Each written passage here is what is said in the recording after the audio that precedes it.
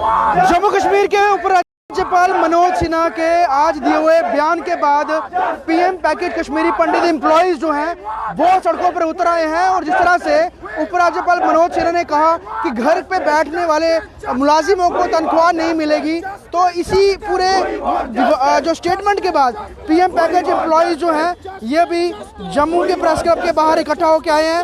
हालांकि 200 से ज़्यादा दिनों से ये रिलीफ कमिश्नर मुख्यालय पर प्रदर्शन कर रहे हैं इनके तमाम साथी, और वो रिलोकेशन की मांग कर रहे हैं जब तक टारगेट किलिंग बंद नहीं होती।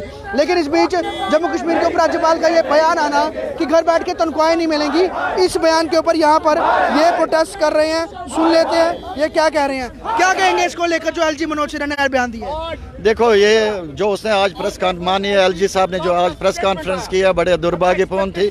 हमें बहुत एक्सपेक्टेशन थी इस प्रेस कॉन्फ्रेंस से, मगर इसने आज फिर भी दिखाया दिया कि नहीं, हमारे साथ तो कोई खड़ा एडमिनिस्ट्रेशन खड़ी नहीं है। उसको आज एड्रेस करना चाहिए था हमारी सेफ्टी एंड सिक्योरिटी के लिए, उसने एड्रेस किया सैलरीज का। तो ये बड़ा दुर्भाग्यपूर्ण है।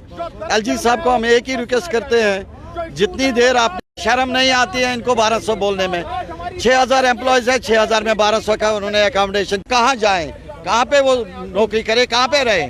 पहले तो जान का खतरा है, ऊपर से ये भी अकोमोडेशन भी नहीं है, तो एक एम्प्लॉय जाए तो जाए कहाँ? मैं एलजी साहब से रिक्वेस्ट करना चाहता हूँ।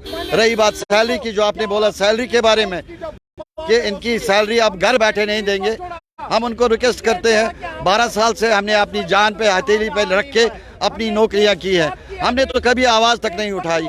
12 साल लगे आपको, 12 साल में भी हमारी जितनी भी प्रॉब्लम्स है वो वैसी की वैसी है।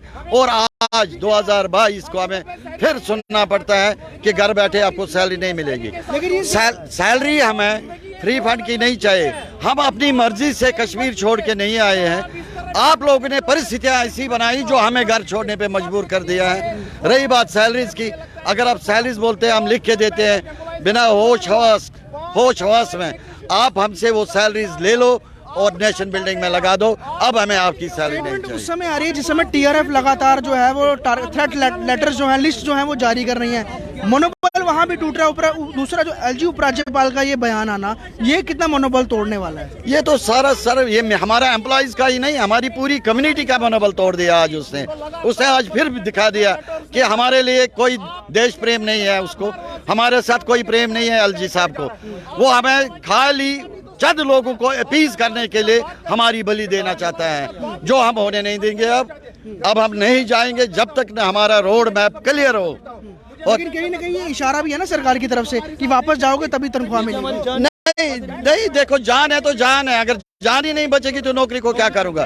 एलजी साहब को एक ही चीज मैं बोलता हूँ, आप एक काम करो, निकाल दो, खत्म ही हो जाएगा सब कुछ, टर्मिनेट कर दो हमारी सर्विसेज। अगर आप में दम है, आप एक स्टेट को चलाते हो, आप में दम है इतना, टर्मिनेट कर दो, आपका भी लबड़ा खत्म हो जाएगा, हमारा भी रोज रोज सड़क पे आना खत्म हो जाएगा। पिछले 200 दिन से जो प्रदर्शन ज्यादा के सही हो गया आपको करते हुए, सरकार लग रहा है कि उस पर जो है साफ तौर पर उस चीज को लाइटली वे में ले रही है। देखो, सरकार ने कभी इसको सीरियस लिया ही नहीं। वो अलग अलग टैक्टिक्स अपना रहे हैं, अलग अलग एजेंसीज को लगा रहे हैं हमारे पीछे, कभी थ्रेट लेटर है, कभी शोकाज नोटिस, बहुत सारा। अब सरकार को भी लगा कि ये नहीं मानने वाले, और आज नया फरमान सर एलजी साहब ने सुना दिया। क्या आपको आगे का रोड मैप क्या है? देखो, हमारा रोड मैप यही है, जब तक ना हमारी प्रॉब्लम्स को एक इश्यू को एड्रेस नहीं किया जाएगा तब तक हम नहीं जाएंगे। तो यहाँ पर ये प्रदर्शन करते हुए साफ तौर पे कहते हुए कि जिस तरह से जम्मू कश्मीर के उपराज्यपाल मनोज सिन्हा ने जो ये कह दिया कि घर बैठे हुए तनख्वाहें नहीं मिलेंगी, जो ये पिछले 200 दिनों से ज़्यादा समय से जो प्रदर्शन कर रहे हैं जम्मू में, तो ये साफ तौर पर इनके प्रोटेस्ट को किस गंभीरता से सरकार ले रही है वो मानसिकता वो जाहिर करती है। दूसरा, जैसे ही उन्होंने जम्मू में आज ये उपराज्यपाल ने ये बयान दिया, उसके बाद जो कश्मीरी पंडित पीएम पैकेज के एम्प्लॉयज़ हैं ये बाहर सड़कों पर आ गए और अभी यहाँ पर प्रेस क्लब के बाहर जोरदार अपना रिजेंटमेंट शो करते हुए कि सरकार की, खासतौर पर एलजी की स्टेटमेंट को ये पूरी तरह से कंडेम्ड करते हैं। और जब तक टारगेट किलिंग बंद नहीं होगी ये घाटी नहीं जाएंगे, क्योंकि नौकरी से बड़ी जो जान से बड़ी जो है वो नौकरी नहीं है, ये इनका कहना है। और टारगेट किलिंग बंद हो तभी कुछ आगे सोच विचार करके ये लोग वापस जाने को तैयार हैं। जम्मू से कौश पटेल की रिपोर्ट।